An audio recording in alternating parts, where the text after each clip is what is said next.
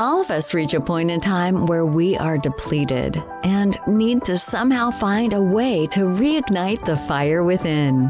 But how do we spark that flame? Welcome to Reignite Resilience, where we will venture into the heart of the human spirit. We'll discuss the art of reigniting our passion and strategies to stoke our enthusiasm. And now, here are your hosts, Natalie Davis and Pamela Cass.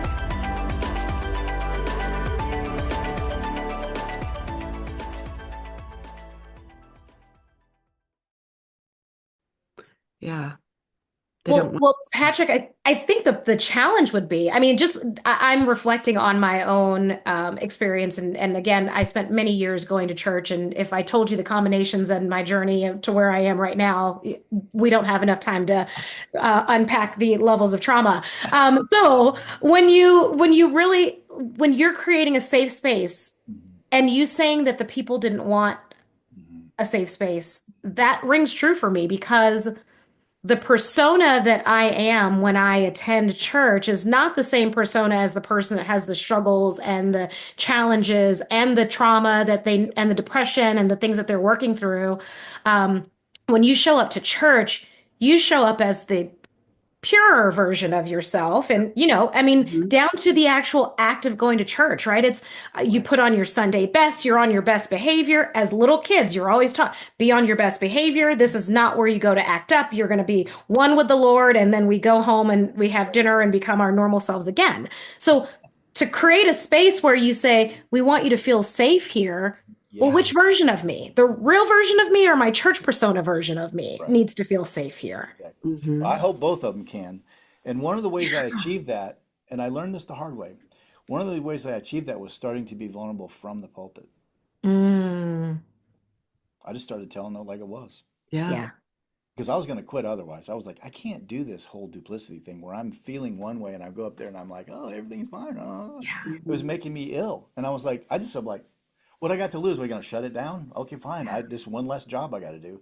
Yeah. I wasn't getting paid. That was the other thing. Here's the other part of it.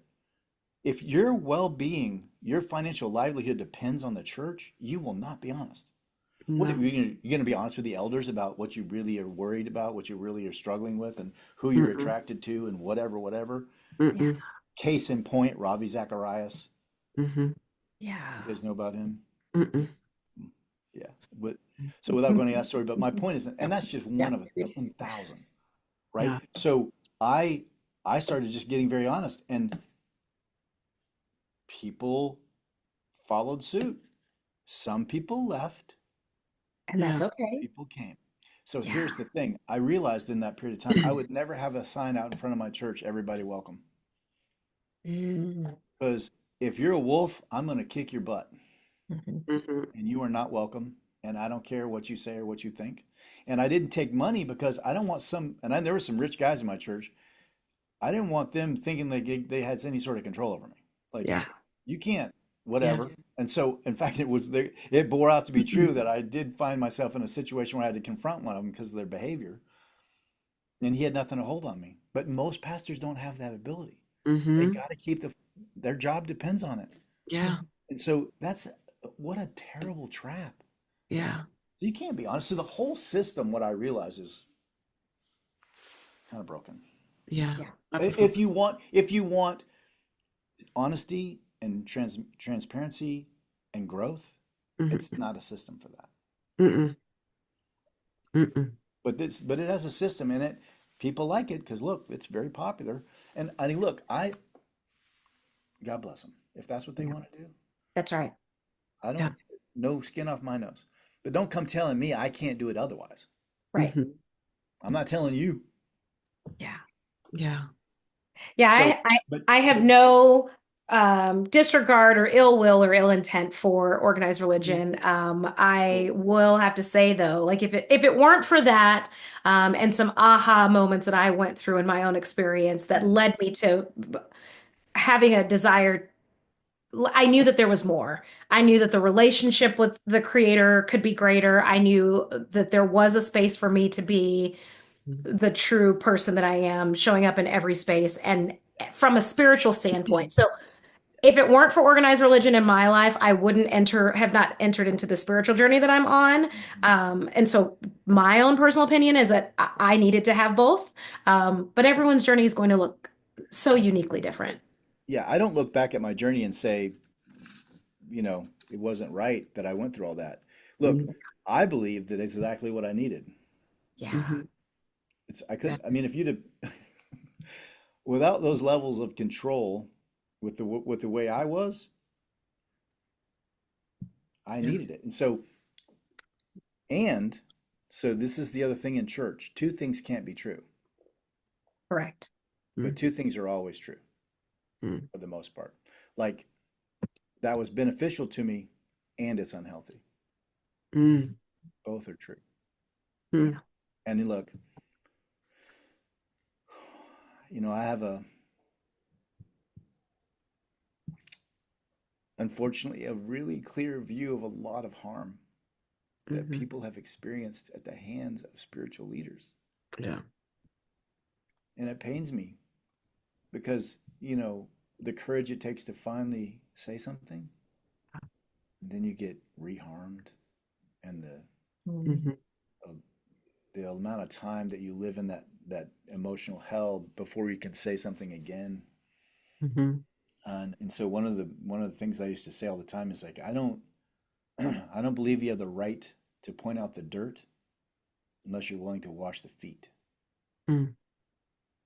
And listen, I've been washing the feet of the church for 35 years, so I got a right to say whatever the hell I want. Yeah. Yeah. I'm not talking about it from a didactic position. Mhm. I'm talking about it because I got blood all over me. Yeah. Yeah. Uh, and and so the courage to say something is the difference between it happening and it not. Mhm. So Is yeah, this what prompted you to start the group, to create the safe space for women that are in abusive Mm. relationships? correct. Because one of the things I learned was, particularly in the church, because there's a theology that says women are responsible for the well-being of their husbands. Mhm. And there's a theology that says women are less valuable than men. Mhm. So if you're responsible for your husband and he's a lunatic and you're less valuable than him, you're in a bad situation, Very bad situation. right? And so Oh. I realized, oh my gosh, they can't go to church and be honest. Mm-mm. So I wanted to create a place where they could go to the Pathway to Hope forum and say whatever they wanted, Mhm. and they're not going to get hurt. They're not going to get judged. And look, my partner who I started it with, she manages the community. She's the Mhm. one who she's experienced emotional abuse. She's been in the church. She's got her own scars, and she manages that community because you can't not manage it. Yeah. So we got to maintain safety. Well, that means somebody has to care. Yeah. And so that was the whole point. There's tons of great information on there, but more importantly, it provides women a safe place to be honest. And here's the deal: I see it all the time. Women come in and they're like they're not going to say anything because they're like, I can't say anything. What if I say something and somebody finds out? And they're so fearful because they've been living under, crazy. So Mhm. they lurk, Mhm. which is one of the beautiful parts of this. They can just read everything. They can read other people's stories. They can see the videos where I've interviewed people and have them tell their story. They can listen to the Q&As, listen to all the videos, and they start taking the information like, oh, okay, okay. And then they start reading other women's stuff and they start to get to know so Mhm. that I call it a thawing process. You can't just start being vulnerable. No. And when somebody comes in, they're just like, I'm like, there's another problem. Yeah. Yeah. Like we gotta, whoa, whoa, whoa, you're gonna hurt yourself because you're talking to a bunch of people you don't even know. Mhm. Well, we want to be safe. That doesn't mean somebody's not gonna say something sideways. Yeah. So that safety, particularly for women because a woman in a faith community will lose everyone. Yeah. And I've then witnessed that. That's unfortunate. they will be Yeah. Mm. excommunicated and Yeah. the abuser will be venerated Yep. Yeah. and put in a position of leadership. And Yep. she's got the Jezebel spirit or she's just unforgiving or whatever Yep. crazy stuff people say. And I have a whole chapter in my book because I really think this is hugely important is that we have made a real mess of forgiveness and reconciliation in the church. Yeah. When somebody in the church says forgive, what they mean is reconcile. Mm-hmm. You're supposed to let it go. You're supposed to forgive them. You're supposed to get back in relationship with them. And I go through a lot of energy in my book to talk about the difference. Like, if someone's harming you and they don't care and they don't own it, you have no business trusting them. Mm. Reconciliation is about trust that's been broken. And if Mhm. that person has zero admittance, zero behavior change, reconciliation should not even be on the table. It's not even an option Yeah. because they have not demonstrated any change. Yeah. They've demonstrated more denial, more doubling down, more craziness. Yeah. Mm-hmm. So the only answer for that is a boundary. I Mm-hmm. go into great lengths in that in my book too. So, but the other thing about forgiveness is I see this used as a tool and a weapon on women all the time. Mm. Forgive him. What does that mean? Well, generally what it means is gloss it over and go back. Yeah. Okay. Guilt. Forgiveness is actually not about the relationship. Mm-hmm. Forgiveness is about the person who's been harmed working through the wound that was created by the crazy person. Yeah. That's forgiveness. It has nothing to do with that other person, Mm-hmm. but that's not what we tell them. No. And so that's why I think it's so important. I talk about that, like I said in the book, because the church has really Mm-hmm. gaslit women bad in this way. Mm-hmm. Mm-hmm. And so, like if somebody's behavior is harmful, then, but here's the woman. She finally works up the courage. And I've heard this story. If I had it, I'd be rich. She works up the courage finally to say something to someone in the church, a leader, another woman, the pastor. And they say, well, just cook him more meals, be nicer, have more sex, and everything will work out. Pray for him, forgive him, whatever. And I'm like, do you have any idea what it meant, what the amount of courage that woman had to muster to Yeah. say anything? To just open up. Yeah. Yeah. To say anything. And I'm guaranteeing you she minimized it when she said it. Totally. Because that's what I did. Yeah. Because I was in an abusive relationship for 25 years. I also, while I was on the radio and TV being the expert, I was in the middle of it. Yeah. Yeah. So I've denied it. So I understand that process. You can't just, there it is. I mean, because we're programmed to deny it. That's how we survive it. So the church presents a ton of hurdles Yeah. that somebody outside the church doesn't have. Yeah. Because now you're going to be disappointing God. Mm-hmm. You're going to be Mm-hmm. sinning Yeah. against him by separating, by divorcing, by saying something negative about your husband. You're not supposed to say Mm-hmm. anything negative about your husband. That's not okay. Yeah. Yeah. He can talk crap about you all day long, but you can't say anything negative. You Yeah. can't. Mm-hmm. So I will say this, and I just really wonder what your experiences are, but I have noticed this over time. The church, with the beliefs that men are more valuable than women and women are responsible for men's well-being. If they don't have enough, give them enough sex, then it's okay for them to have porn addiction or whatever. That belief structure has created the church becomes a factory for narcissistic men. Yeah. And it's worse because they're spiritual narcissists. Yeah. Because this is a whole thing I don't hear a lot of people talking about, but the guy who's the good Christian guy and everybody loves him, he's a wonderful person, he is vicious. Because that level of duplicity to harm the person you're supposed to love and Yeah. then lie about them and then harm them and then lie about them and let them slowly die. The Yeah. level of duplicity and horror that is in your heart to allow that says that you are Olympic level denial Yeah. while you're purporting this spiritual front. Mm-hmm. Okay. So, and then as a result, it also creates a factory for women who are abusable. Mm-hmm. Yeah. And this is one of the reasons why I'm so excited about my book, because I'm hoping I can keep talking about this because this is not something I hear people talk about. Yeah. It's not. And this is such a revelation for me listening to you talk about it. I grew up Catholic. Okay. That's what I was Church every Sunday, brunch every Sunday, Catholic schools when we were young. And then I was in a marriage with a complete narcissistic man, very Catholic family. He was one of 11 kids, Mm. baby of 11 kids, and church every Sunday. And I left the church when I filed for divorce from him because I just didn't.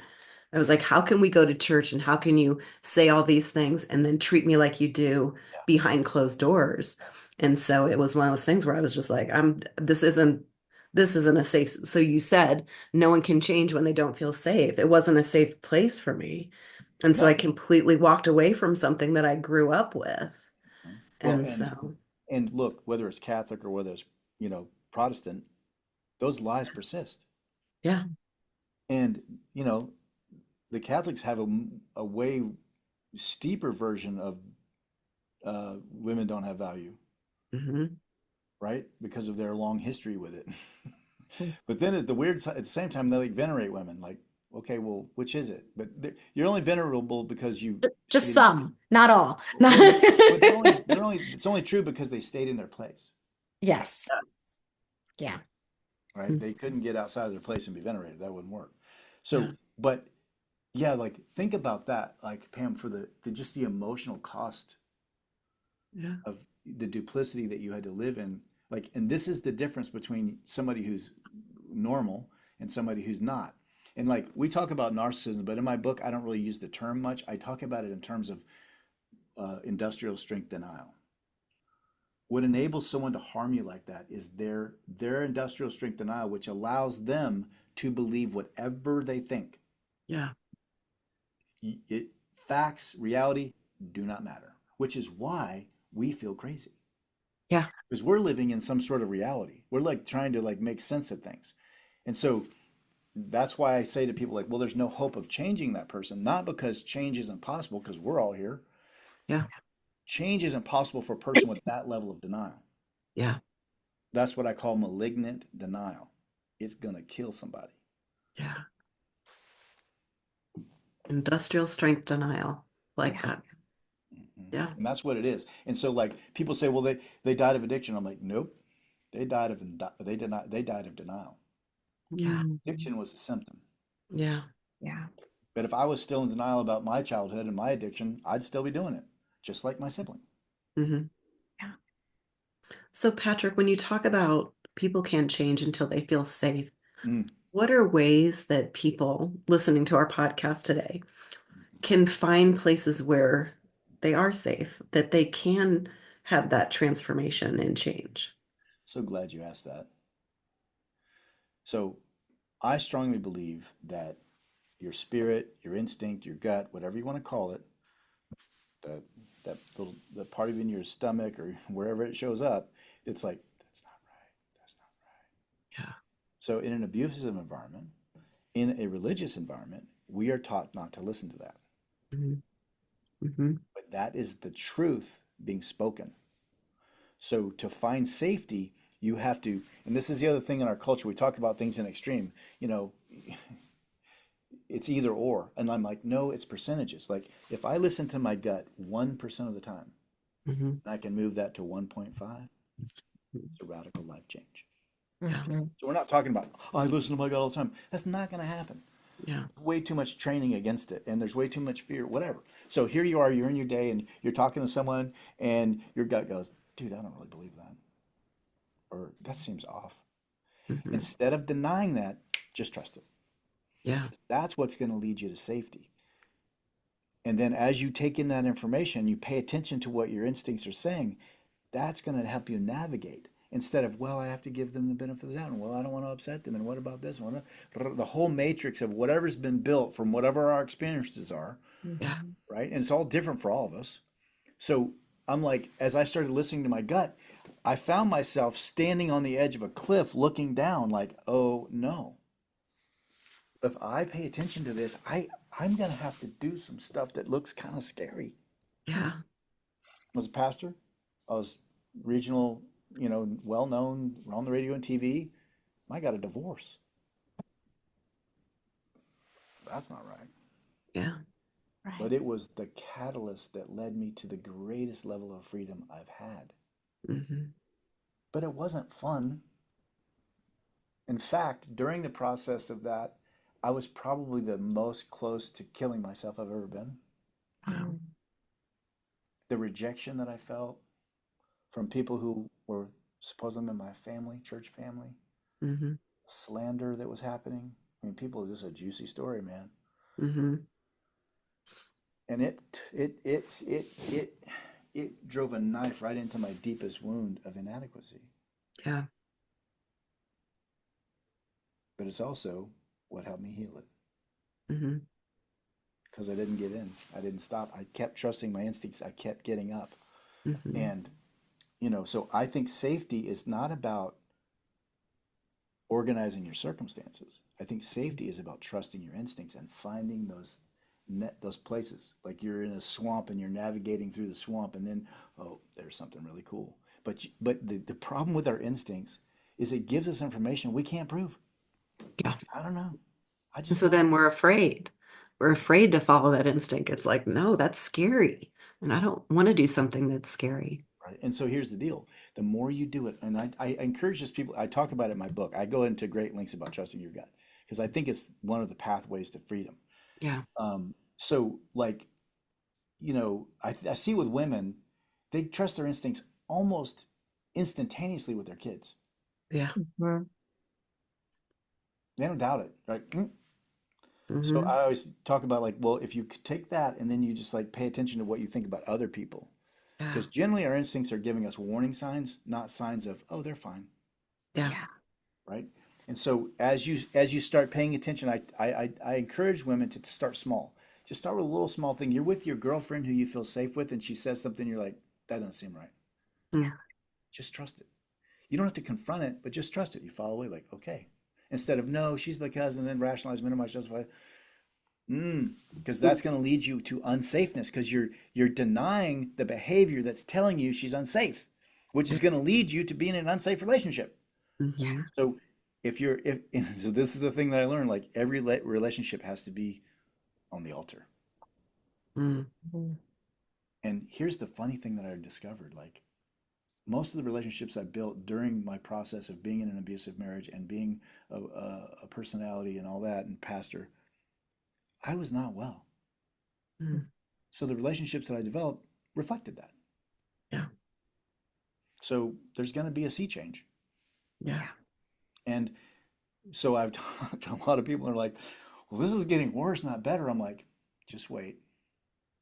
You Mm-hmm. got to just wait. You got to kill the thing. Like if somebody's going to build a building, what do? They go and they just scrape the ground. Yeah. That's the beginning of the building. Is a Yeah.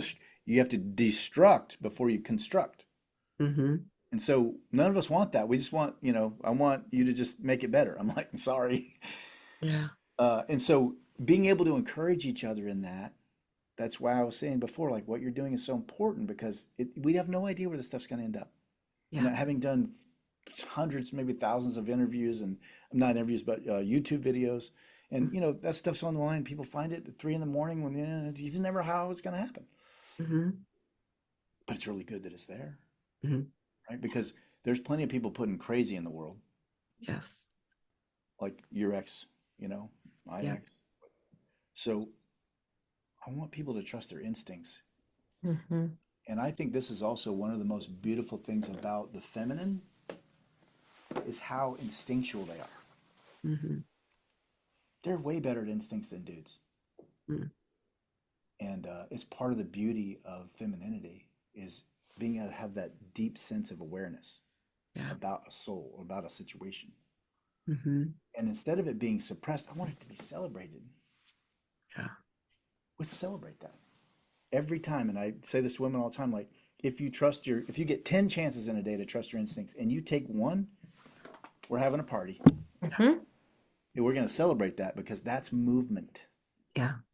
And that's all we're looking for. We're not looking for finalization. We're not looking for overcoming. We're looking for movement. Baby steps. Yeah. Yeah. And It's that's what interesting. leads us out. Yeah. It's interesting because when I don't follow my instinct is when it will show up in my body. And it shows up in my body in different ways. And then I'm just like, okay, You need to start listening to your instinct because it's impacting your health.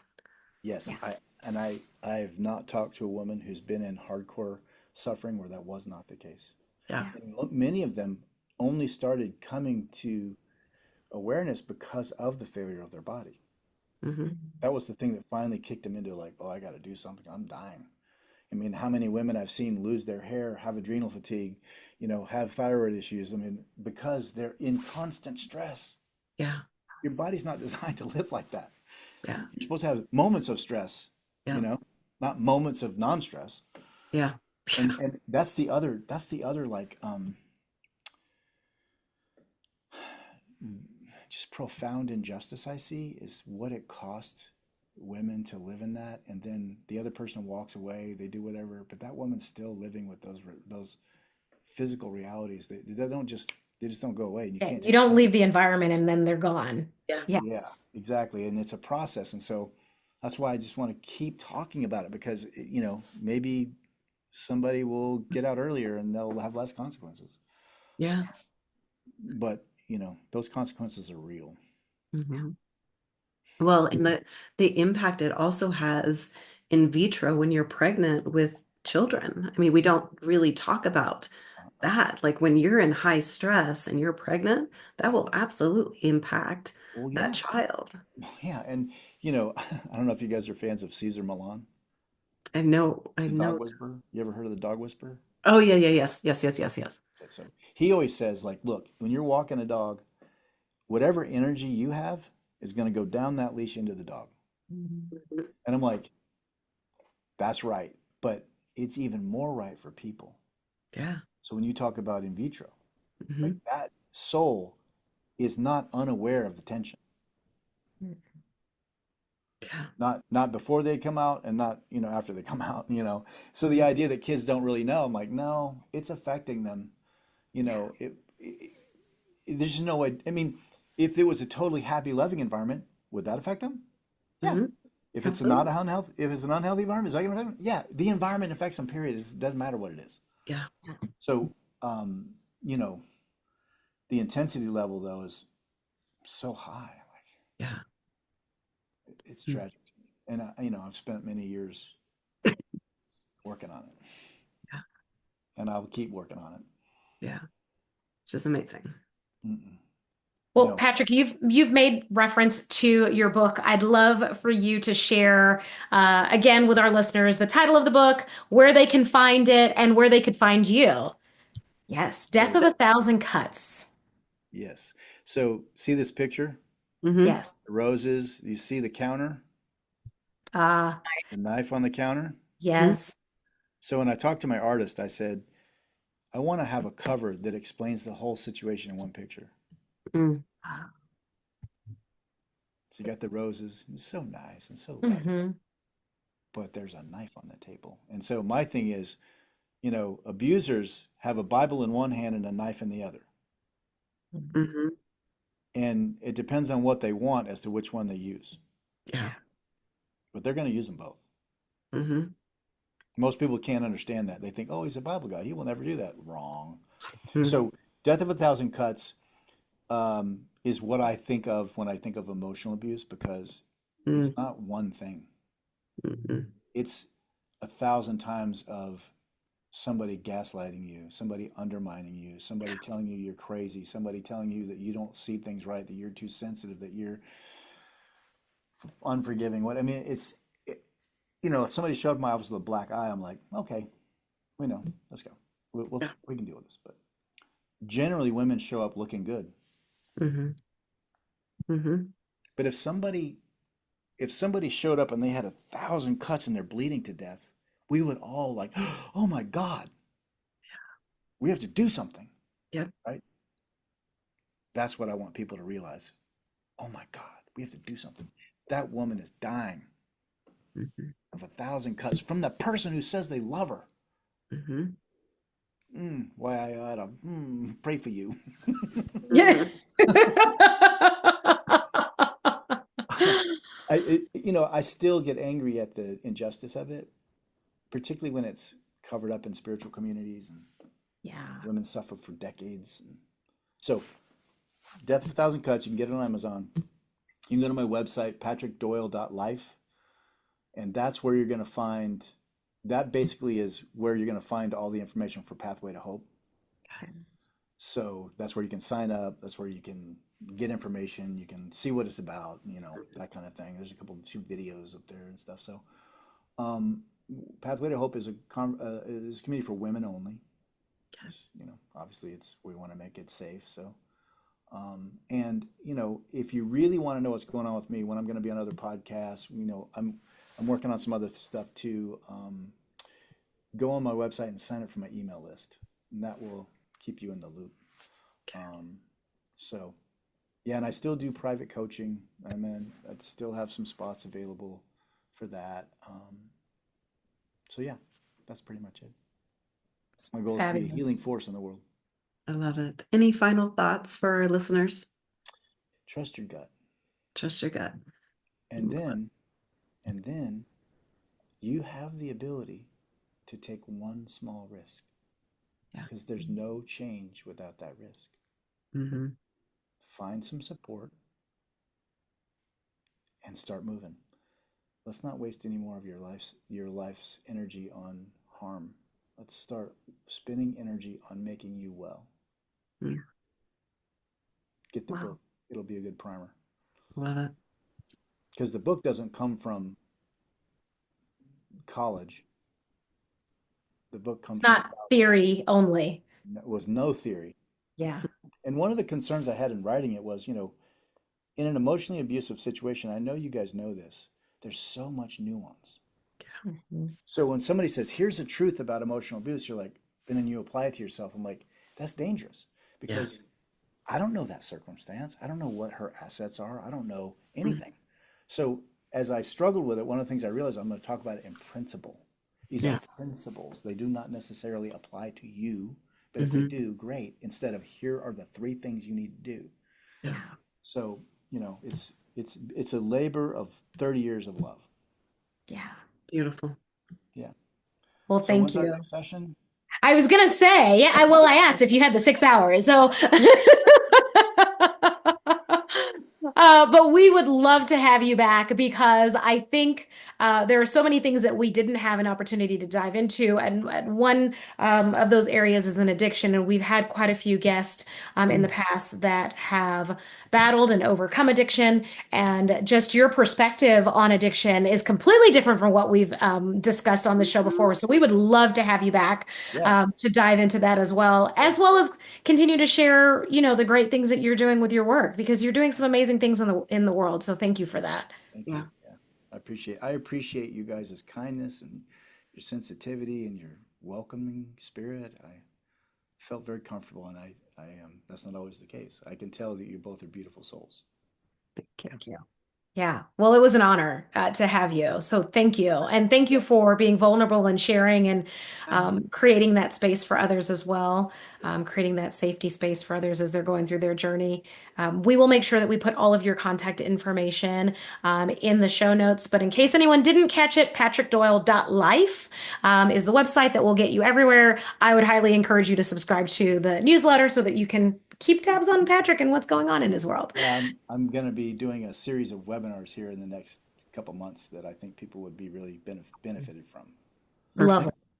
Lovely. Well, we will keep an eye on your website because we're a few weeks out from recording to publishing of this pod. So if there's one that's upcoming, we'll make sure that we make reference to it. Yeah. Okay. So what's the name of your book? Oh, so it's a series of book, Reignite Resilience, one story at a time. Oh, cool. And so the first one is The Worth Within. And so it's kind of my story as a child through college. And so, so we're just doing several books on resilience. And so there'll be one on my marriage. There's going to be one on Natalie's life. So we're just So you're telling the story. Telling the story. That is so powerful. That's way better than teaching something. Yeah. A little glimpse inside. Yeah. Well, and it takes a lot of courage. Yeah, it does. It's scary. Yeah. Well, particularly when you're telling story and other people's are in it. Exactly. Exactly. Yeah. Because they might have a feeling about it, you know. Yeah. That's Absolutely. awesome. Well, Okay. I look forward to seeing that when it comes. Yeah. Thank Awesome. Are you you. guys going to do audio version? Probably. We We haven't haven't even talked crossed about that bridge. We're getting through it. editors. Probably. And then a mini series, right? Exactly. Once we can get through editing, let's have a conversation. I feel like Okay. we're in the thick of Okay. it. Well, because if I do it again, I will probably not release my book until the Audible's ready. Yes. Oh, okay. Just because it's the Audible part is just so profound nowadays. Are you guys doing an Yes. ebook too? Yes. Yeah. Do Yeah. not skip the ebook. I was shocked at how many people buy ebooks. Yeah. Yes. Yeah. It wasn't a thing for me. So I was like, my editor was like, you should do ebooks. I'm like, who buys ebooks? He's like, a lot of Oh, people. I'm like, A a lot of lot people. of people. Mhm. Yes. but People love their devices. yeah, Yes. and now so many people listen to books, they don't even buy them. Yeah. That's me. It's a Mhm. whole, Guilty. and you know, telling your story is, are you going to read it? Well, I don't know if you get to that point, but I would highly encourage you to read it yourself. Yeah. Yeah, definitely. Definitely will read it. That's awesome. So, yeah. Well, it's Love exciting. that. Well, thank you guys. Thank you. We'll Thank talk you, soon. Patrick. Awesome. Absolutely. Thank you so much for your time. And for our listeners, we'll make sure that we put Patrick's contact information in the show notes for you. And if you want to learn more about what's happening in the world of Reignite Resilience, you can head on over to reigniteresilience.com. Until next time, we will see you all soon. Bye, everyone.